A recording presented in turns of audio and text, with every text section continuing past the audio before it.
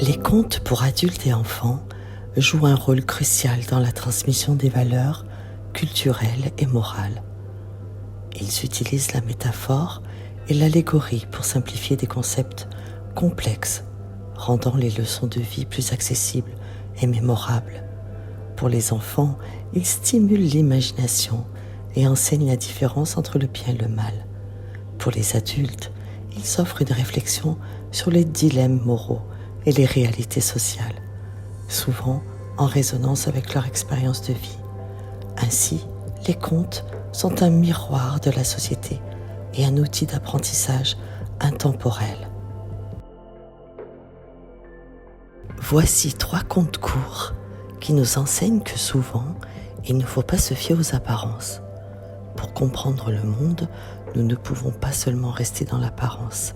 Il est essentiel de nous poser des questions sur le pourquoi des choses.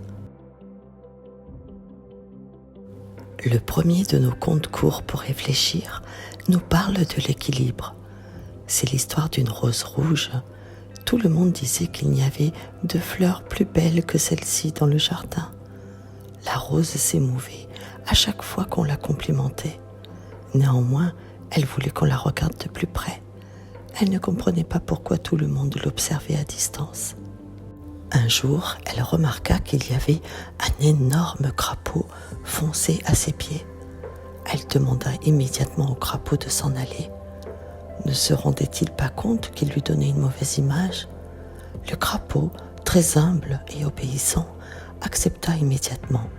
Il ne voulait pas la déranger et il s'en alla loin. Peu de temps après, la rose commença à se détériorer. Ses feuilles et ses pétales commencèrent à tomber. Personne ne voulait la regarder. Un lézard passa par là et regarda la rose en train de pleurer. Il lui demanda ce qu'il se passait. Elle lui répondit que les fourmis étaient en train de la tuer. Le lézard lui dit alors ce que la rose savait. « C'est le crapaud qui mangeait les fourmis et qui vous maintenait belle. » Le deuxième conte court aborde le thème du pouvoir de l'opinion extérieure. Il était une fois un grand groupe de grenouilles qui allaient toujours s'amuser dans la forêt. Elles chantaient toutes et elles sautaient jusqu'à ce que tombe la nuit. Elles riaient beaucoup et étaient inséparables. Un jour, lors de leur sortie habituelle, elles allèrent découvrir une nouvelle forêt. Elles étaient en train de s'amuser lorsque 3 d'entre elles tombèrent dans un trou profond qu'aucune d'entre elles n'avait remarqué. Les autres grenouilles étaient choquées. Elles regardèrent au fond du trou et virent qu'il était trop profond. « Nous les avons perdus », dirent-elles.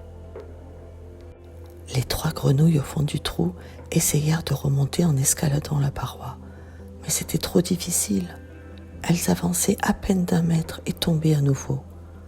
Les autres commencèrent à dire que leurs efforts étaient inutiles. Comment pourraient-elles escalader une paroi aussi haute ? Il valait mieux qu'elles abandonnent. Il n'y avait rien d'autre à faire. 2 des grenouilles entendirent ces commentaires et se mirent à abandonner.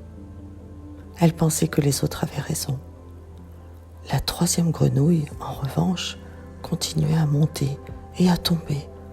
Après quelques heures, elle réussit à remonter à la surface. Les autres étaient stupéfaites. L'une d'elles lui demanda « Comment as-tu réussi ?» La grenouille ne répondit pas. Elle était sourde. Le dernier de nos contes courts pour réfléchir évoque la peur. Il commence dans une magnifique savane africaine où un lion s'était perdu. Cela faisait déjà 20 jours qu'il marchait d'un endroit à l'autre sans retrouver les siens.